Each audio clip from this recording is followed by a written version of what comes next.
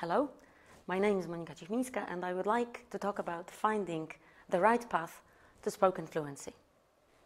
Before I talk about fluency in spoken English or any other foreign language, I'd like you to think about the idea of skills and levels in general.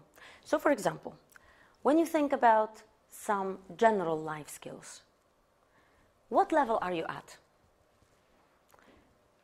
Cooking, for example. If you're like me, I'm quite advanced when it comes to preparing meats and salads. But I'm not very good at baking cakes. I've never been good at it, and I'm not so sure my fluency in it will ever improve. Or, for example, driving, another one of those everyday life skills. Again, I'm quite advanced in driving around the city, but I'm not so good at parking, especially when the parking lot is cramped and I can't see a lot. So, what do these life skills have in common with learning languages? They do have a lot, because if we ask this kind of question, does fluency come with practice? And when you think about something like driving, a general life skill, well, obviously it does. Okay? If you want to become a good driver, you don't just read driving books or instructions, or you don't just watch programs on television about driving. You have to get in the car and drive, and that's the only way to get better. I hope that's obvious. And it's the same with learning a language, isn't it? Fluency and skills, whatever skills we talk about, they have a lot in common. They need a lot of time to develop, and they need a lot of time to flourish. So, when you want to become fluent in anything, you need to practice a lot. What fluency is not? It's not a gift which you get from a teacher. There is this metaphor in teaching that teaching is all about transferring knowledge from the teacher's minds to the students' minds, but this is only a metaphor.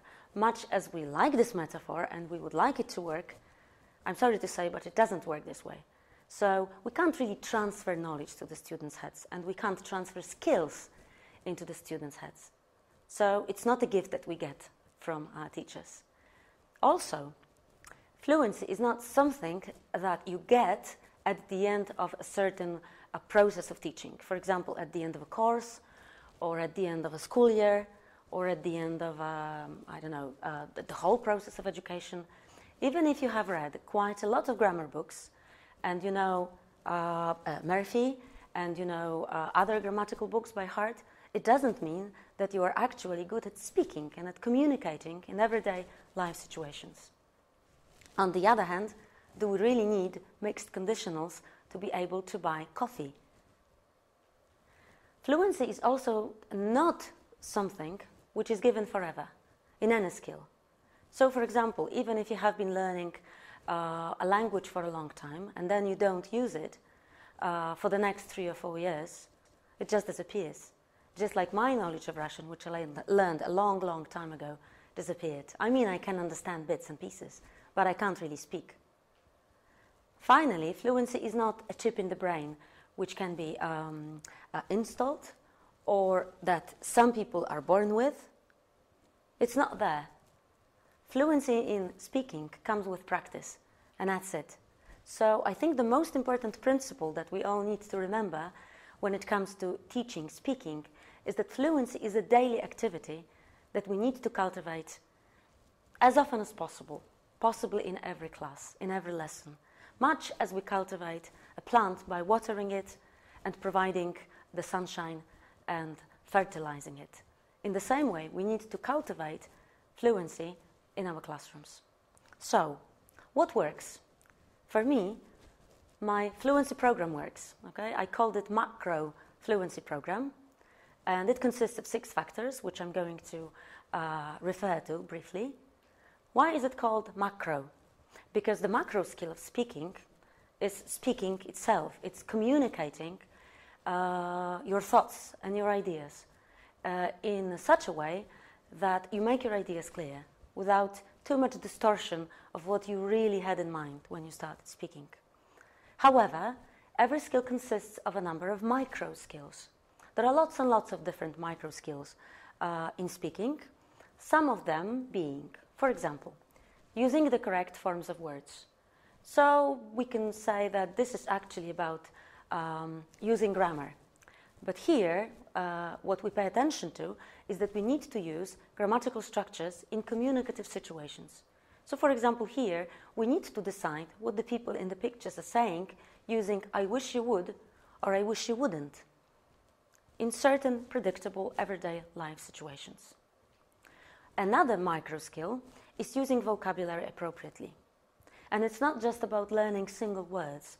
Using vocabulary appropriately is also using chunks of the language, like phrasal verbs here. But it's also knowing when to use which phrasal verbs, what it means, what kind of register it is. Other language chunks that we need to pay attention to are collocations and fixed phrases, formulaic expressions, which are all very important, especially considering the students taking Matura.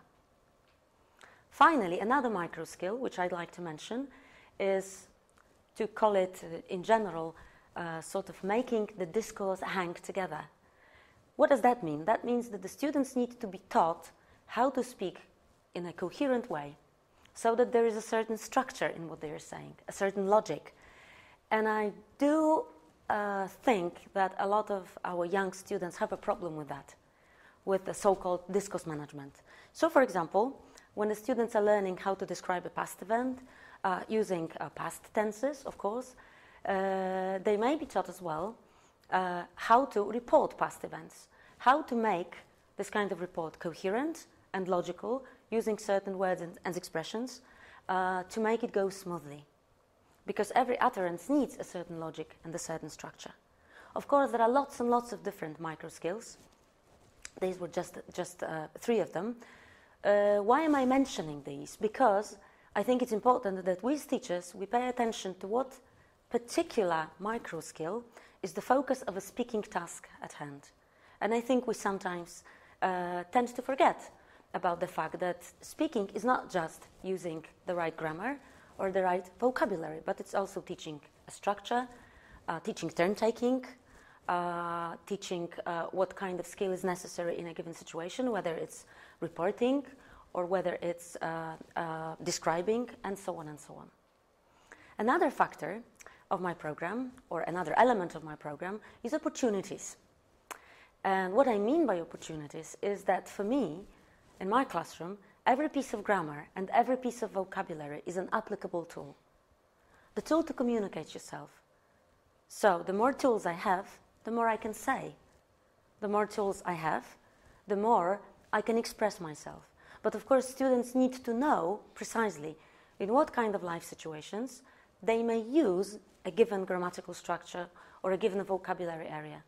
In what real life situations they would be applicable. So, when I introduce or revise or practice second conditional with the students, what I like to do with the students is something that you can see in the slide.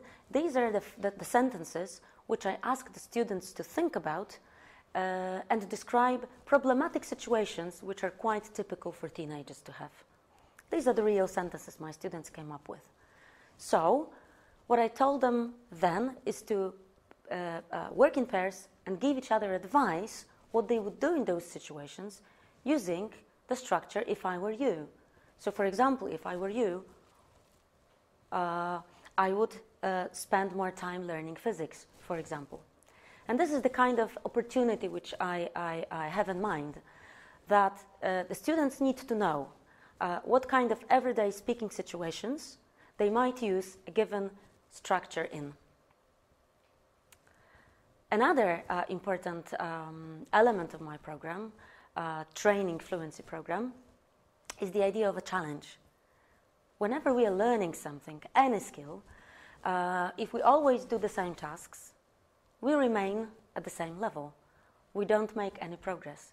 And also we get boring, and if our students get boring, they get disruptive as well, and they might lose a little bit of, precious motivation. What I mean by challenge is giving the students a a task which is slightly beyond what they normally do and which is slightly beyond what they would expect to be doing. Even though they may be hesitant at first, they will welcome the opportunity to do something else and something different. For example, this is one of my favorite activities to work with students, that is giving a presentation. But here, we do not deal with a presentation in which the students have to present their favorite celebrity or favorite sports star. This is about presenting an opinion, which is slightly more difficult, isn't it? So, for example, here, the students have to give a presentation on the topic whether top footballers are paid too much. So what the students have to do, they listen to a model presentation, and then they have to think about the arguments which they have. What kind of opinion they actually represent. Do they agree or disagree? And then they have to prepare a presentation at home. They have to use the expressions for presentations. They have to use a certain structure within the presentation to make it coherent and convincing. Because at the end of the class, when the students actually give presentations in front of the peers, they take a class vote to decide, was this convincing? Am I convinced? Was this a good presentation? And the students actually put a lot of effort and put a lot of work preparing these, because they know that they are going to be evaluated by their peers, not just by the teachers. And I think that's quite important, isn't it? Another kind of challenge may be timing students, working with a time challenge. This is the kind of typical activities that students often work with. So they have two pictures and they have to describe them, and then they need to express their opinions as well. So to say where they would prefer to live and why, and also to give reasons. What you can do with your students, you can time them and tell them you only have a minute to do it, or you only have 2 minutes to do it. You can also make it a bit more difficult and say, well, you have 2 minutes to do it, but you have to give at least 2 or 3 arguments, or to give examples as well, where these places may be. There are lots and lots of different ways to stretching, to how to stretch students, how to make them struggle a little bit. Okay, so this is my idea of a challenge, to make them work just a little bit harder. All this leads to the students becoming more and more confident, and confidence is the key to fluency in any skill, isn't it?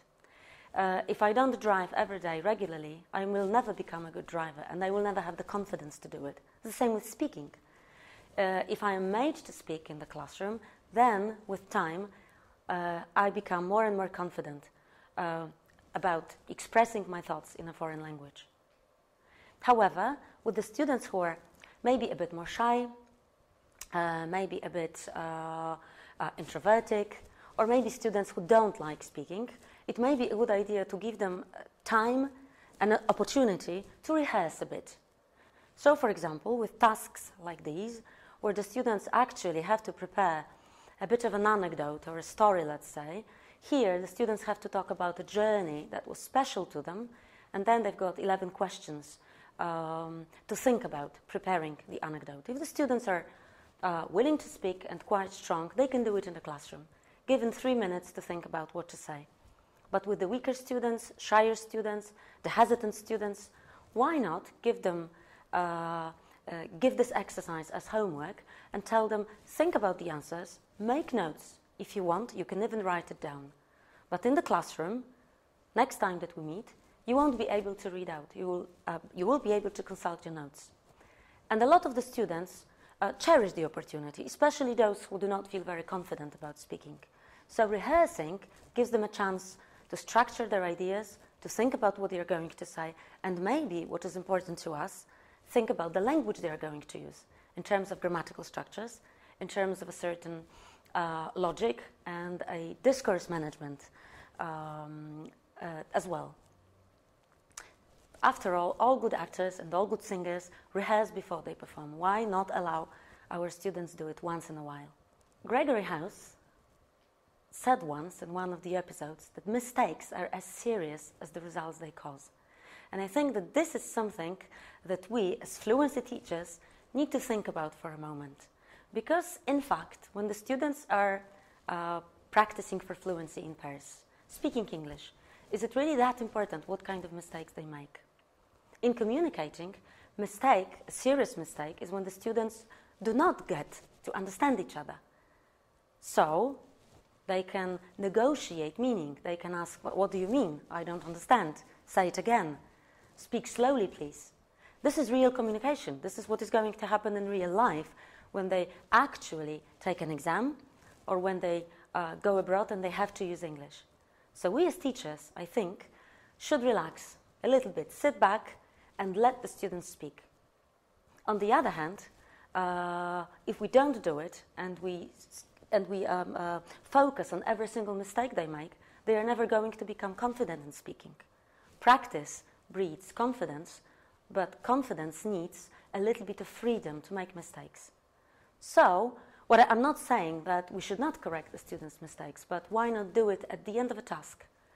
Why not give the students feedback once they finished speaking and only concentrate on those mistakes which were most serious, or the mistakes which a lot of students still make?